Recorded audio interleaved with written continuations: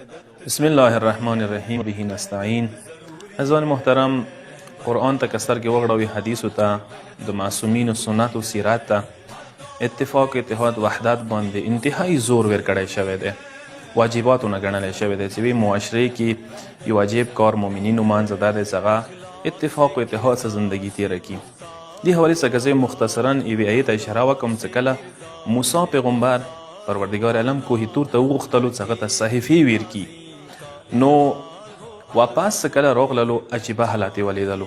ذمهداري خپل ترزوي ته ویر کړې وه، هارون علیه السلام ته، چې د دغو خلکو نګراني کوئ، ما جانشین یې ته.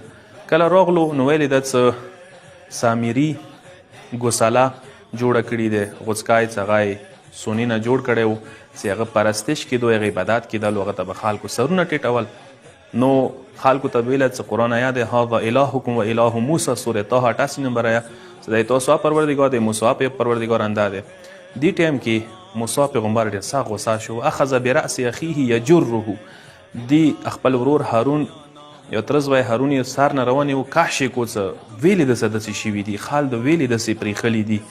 دی ډېره یوه بهترینه جمله ادا کړې ده چې قرآن کې آیا موجوده انی خشیت ان تقول فرقت بین بني اسرائیل، ما پرېږدول ټیک دی وروره، موسی پیغمبر ته چې ما پرېږدول دی حالت کې څه بت پرست جوړ شول، ټیک دی خدا پرستی نه وریا شول، خو ما وله څه خیر دی دی حالت کې بهتره دی، خو نه څه دا خلک تفریقه و انتشار ورکې پیدا وشي، منتشر نشي، رسه قوم ورسه منتشر نشي.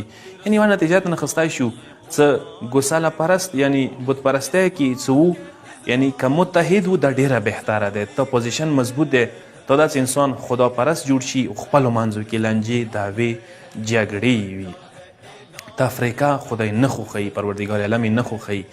یو کې بلې ای طرف ته اشاره وکړم چې پروردګار عالم چې کله عذاب و اقسام ذکر کوي، عذابونه ښیي، نو پروردګار درې قسم ته عذابونه ښیلي دي. عذابا من فوقکم، یو عذاب هغه دی چې آسماني عذاب دی، چې آسماني عذابونه به باندې نازلیږي کله وار کې بد حالات راځي، زلزلې آفتونه راځي، قسمه قسم، بهرحال آسماني عذابونه تاسو بهتر پوهیږئ. او من تحت ارجلکم، ځینې عذابونه داسې زمیني دي، ځمکې نه دي، هغه عذابونه به باندې راځي. یو دریم قسم عذاب خدای قرآن کې خیلی دی، او یلبسکم شیعا، پروردګار عالم چې کله ورکې موږ تاسو باندې د ګروه ګروه لباسونه چې وو، یعنی ټوکړې ټوکړې شو، ګروه کې ته تقسیم شو، اختلاف شکار ته شو. پس یاد وساته دغې آیې تناظر کې اختلاف و تفریقه و انتشار د پروردګار عذابونه یو عذاب دی.